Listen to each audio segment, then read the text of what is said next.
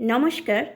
সকল দর্শক ও শ্রোতা বন্ধুদের জানাই আমার আন্তরিক ভালোবাসা ও শ্রদ্ধা। আজকের গল্প এক রাজা ও সাধু। এক দেশে এক রাজা ছিলেন, কিন্তু রাজার মনে কোনো শান্তি ছিল না। তার মনে 3টি প্রশ্ন তাকে কুড়ে কুড়ে খেত। প্রথম প্রশ্ন, ভগবান একজন না অনেক? দ্বিতীয় প্রশ্ন, ভগবান যদি থাকেন তাহলে কোথায় থাকেন, আর ভগবানকে কিভাবে পাওয়া যায়? আর তৃতীয় প্রশ্ন, ভগবান কি করেন? রাজা ওনার রাজ্যের যত জ্ঞানী লোক ছিলেন সবাইকে এই 3টি প্রশ্ন জিজ্ঞেস করেন। প্রত্যেকজনই তাদের বুদ্ধি অনুযায়ী উত্তর দিতেন, কিন্তু রাজা কারোর উত্তরেই সন্তুষ্ট ছিলেন না। একদিন রাজা ওনার ঘোড়ায় চড়ে রাজ্যে ঘুরে বেড়াচ্ছিলেন। তখন তিনি এক সাধুকে দেখতে পান,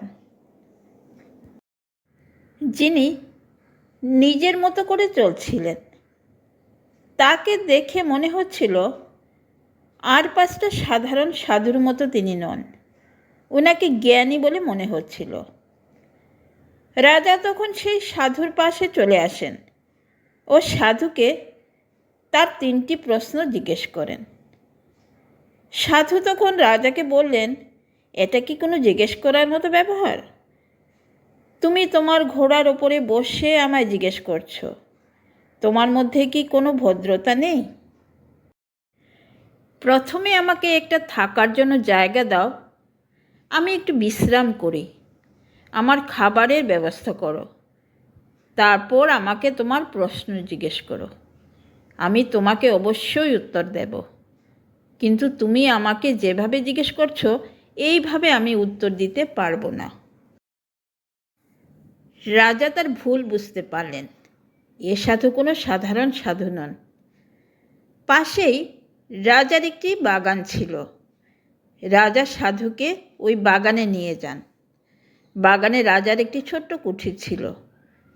সাধুর থাকা খাওয়ার ব্যবস্থা সেইখানেই করলেন রাজা। তারপর 2 দিন পর রাজা ওই সাধুর কাছে ফিরে আসলেন ও সাধুকে বললেন, বাবা, আমার ওই 3টি প্রশ্নের উত্তর দিন। সাধু তখন রাজাকে জিজ্ঞেস করলেন, তুমি কি উত্তরগুলো একাই শুনতে চাও, না সবার সামনে শুনতে চাও? রাজা তখন বললেন, যদি সবার সামনে উত্তর দিতেন তবে আরও ভালো হতো, সবাই বুঝতে পারত। সাধু বললেন, তবে ঠিক আছে, তুমি সবাইকে একত্রিত করো। তখন রাজা বললেন, বাবা, 2 দিনের মধ্যে তো আমি সবাইকে জোগাড় করতে পারবো না, কারণ সবাই অনেক দূরে দূরে থাকে, আর সবাইকে একত্রিত করার জন্য আমার বেশ কিছুটা সময় লাগবে। সাধু বললেন, ঠিক আছে, আমার কোনো তাড়া নেই, তুমি সবাইকে একত্রিত করো। যখন সবাই একত্রিত হয়ে যাবে তারপরে তুমি আমাকে ডাকবে, আমি তোমাকে তোমার প্রশ্নের উত্তর দেব। এবার রাজা তার রাজসভায় ফিরে আসেন। তারপর তিনি আর তার মন্ত্রী মিলে 1 মাস পরের এক তারিখ ঠিক করেন যে ওই দিনে সমস্ত লোক একত্রিত হবে আর সাধু সবার সামনে ওই 3টি প্রশ্নের উত্তর দেবেন। এইদিকে সাধুর দিন বেশ আনন্দে কাটছিল। তিনি পূজা পাঠ, খাওয়া দাওয়া ও বিশ্রাম করতেন। নিজের একান্ত মনে তিনি জপ ধ্যান করতেন।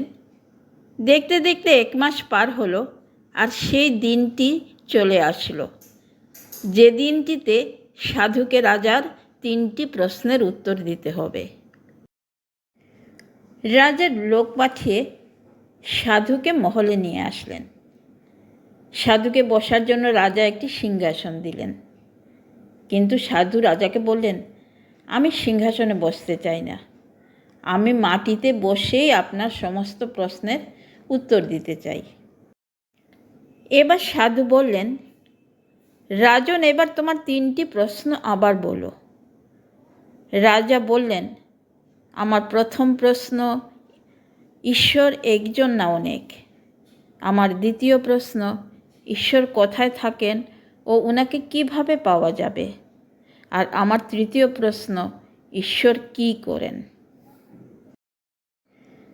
প্রথম প্রশ্নের উত্তরে সাধু রাজাকে বললেন, রাজামশাই, আমি তো সাধু, আমি বেশি পড়াশোনা করিনি, আর আপনি তো অনেক পড়াশোনা জানেন, আপনি গুনতেও জানেন, 1 2 3, কিন্তু আমি তো জানি না। এরপর সাধু বললেন, রাজামশাই, আপনি এক কাজ করুন, আপনি কিছু সোনার মুদ্রা নিয়ে আসুন, আপনি গুনবেন আর আমি বলবো। রাজা বললেন, ঠিক আছে। তখন তিনি বেশ কিছু মোহর আনালেন গোনার জন্য। এরপর রাজা গোনা শুরু করেন।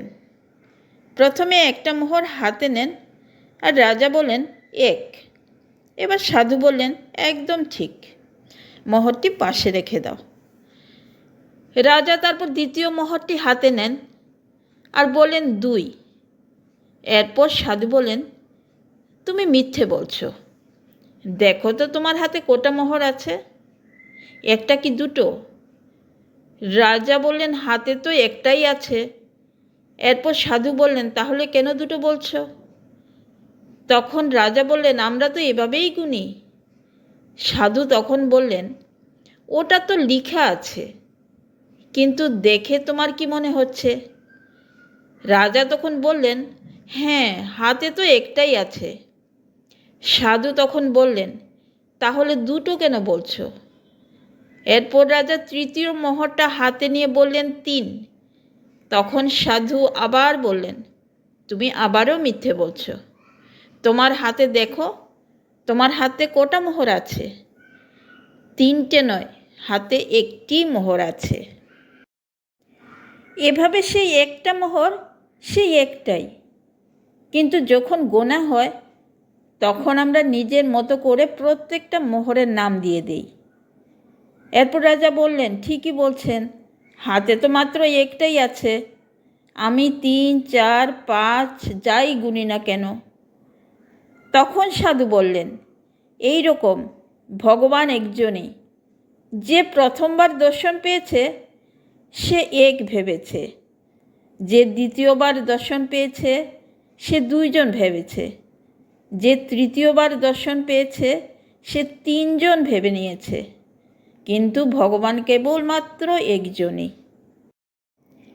এবার রাজা সাধুকে হাত জোর করে বললেন, বাবা, এমন সমাধান আমি কখনো পাইনি, আমি মেনে নিচ্ছি যে ঈশ্বর কেবলমাত্র একজনই। এবার রাজা বললেন, এবার আমার দ্বিতীয় প্রশ্নের উত্তর দিন, ঈশ্বর কোথায় থাকেন এবং তাকে কিভাবে পাওয়া যায়? সাধু বললেন, তোমার এই প্রশ্ন শুনে আমার তো অনেক খিদে পেয়ে গেছে। রাজা তখন বললেন, আপনি কি খেতে চান বাবা, আমি এক্ষুনি আনিয়ে দিচ্ছি। সাধু বললেন, আমার জন্য 1 গ্লাস দুধ নিয়ে এসো। এরপর সাধুর জন্য 1 গ্লাস দুধ আনা হলো। সাধু এই দুধের মধ্যে একটি আঙ্গুল দিয়ে দুধটাকে ঘোরাতে শুরু করলেন। রাজা তখন জিজ্ঞেস করলেন, বাবা, আপনি এটা কি করছেন? সাধু বললেন, আমি শুনেছিলাম এই দুধের মধ্যে নাকি ঘি আছে, আমি ভাবছিলাম ঘিটা বার করে আমি খাবো। তখন রাজা বললেন, আপনি কি বোকার মতো কথা বলছেন, দুধের মধ্যে ঘি তো আছে, কিন্তু সেটাকে এইভাবে পাওয়া যায় না।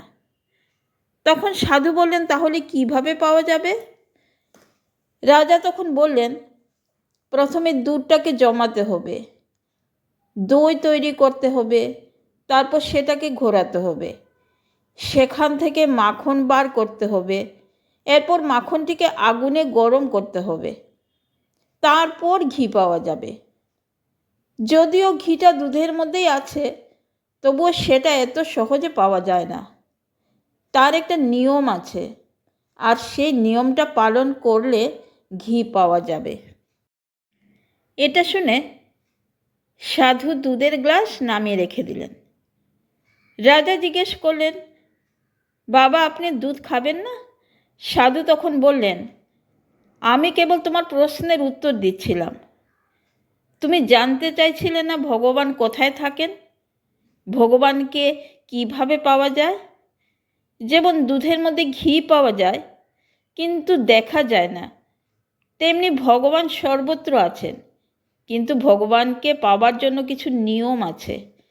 সেই নিয়ম পালন করলে তবেই ভগবানকে পাওয়া যায়। এরপর রাজা সাধুর সামনে হাত জোড় করে বসে পড়লেন। সত্যি বাবা, আপনার উত্তর অনেক সুন্দর ছিল। এমন উত্তর আমি এর আগে কখনোই পাইনি। এবার রাজা তার শেষ প্রশ্ন সাধুকে করলেন, ভগবান কি করেন? সাধু তখন রাজাকে জিজ্ঞেস করলেন, আমি তো তোমার প্রশ্নের উত্তর দিচ্ছি, তো তুমি আমার গুরু না আমি তোমার গুরু?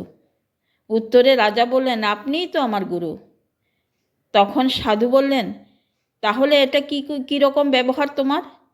তুমি সিংহাসনের উপরে বসে আছো আর আমি মাটিতে বসে আছি। রাজা তখন বললেন, তাহলে আমাকে কি করতে হবে? তখন সাধু বলেন, তুমি সিংহাসন থেকে নেমে এসো ও নিচে বসো, আমি সিংহাসনে বসব। রাজা সাধুর আজ্ঞা পালন করলেন ও তার তৃতীয় প্রশ্নের উত্তরের জন্য অপেক্ষা করতে লাগলেন। কিন্তু সাধু আর কোনো কথা বলছেন না। রাজা তখন বললেন, বাবা আপনি তো কোনো উত্তরই দিচ্ছেন না আমাকে। সাধু তখন বললেন, ভগবান এটাই করেন, ফকিরকে রাজা আর রাজাকে ফকির, আর এটাই ভগবান সবসময় করে থাকেন, আর এটাই ভগবানের কাজ। ভগবান সবাইকে তার কর্ম অনুযায়ী পরিণাম দিয়ে থাকেন। এরপর রাজা সাধুর কাছে হাত জোড় করে বলেন, আজ আমি আমার সকল প্রশ্নের উত্তর পেয়ে গেছি। এরপরে সাধু রাজাকে আশীর্বাদ করে রাজ্য থেকে চলে যান। ভিডিওটি দেখার ও পাশে থাকার জন্য আপনাদের জানাই অসংখ্য ধন্যবাদ।